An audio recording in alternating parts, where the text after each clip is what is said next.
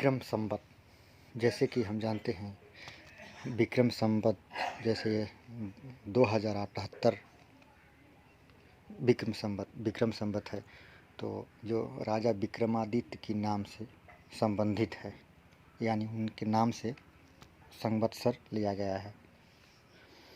तो हम बातें करेंगे नवरत्न, यानी राजा विक्रमादित्य के सभा में जो नवरत्न थे, वे नवरत्न कौन थे, यानी उन रत्नों के, यानी उन विशिष्ट व्यक्ति वर्गों के नाम के बारे में। तो उनके विक्रमादित्य राजसभा में जो नवरत्न थे, यानी उन्हें 9 ज्वेल्स भी कहा जाता है अंग्रेजी में। तो पहले जिनका नाम आता है उनका नाम है धन्वंतरी, यानी जो धन्वंतरी थे उनके जो विभाग थे वो, यानी उनका विभाग चिकित्सा का था। उसके बाद आता है छपणक, वे एक कवि थे। उसके बाद आते हैं अमर सिंह, जो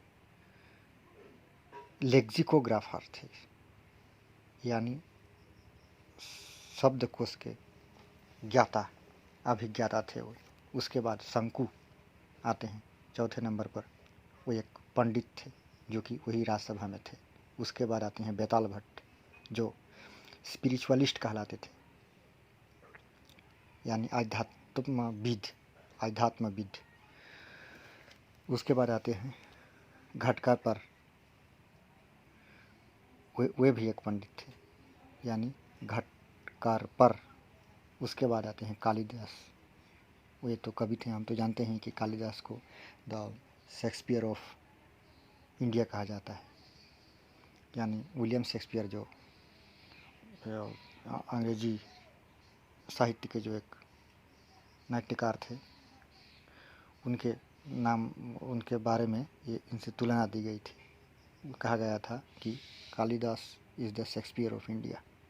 उसके बाद बारहमिहिर जो ज्योतिर्विद थे, वे विक्रमादित्य के राजसभा में नवरत्नों में एक थे।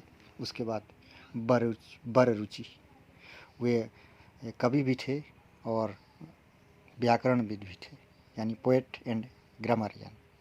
तो ये जो नाम हैं नवरत्न हैं धन्वंतरी, छपणक, अमर सिंह, शंकु, बेताल भट्ट, घटकर पर, कालिदास, बारहमिहिर और बररुचि।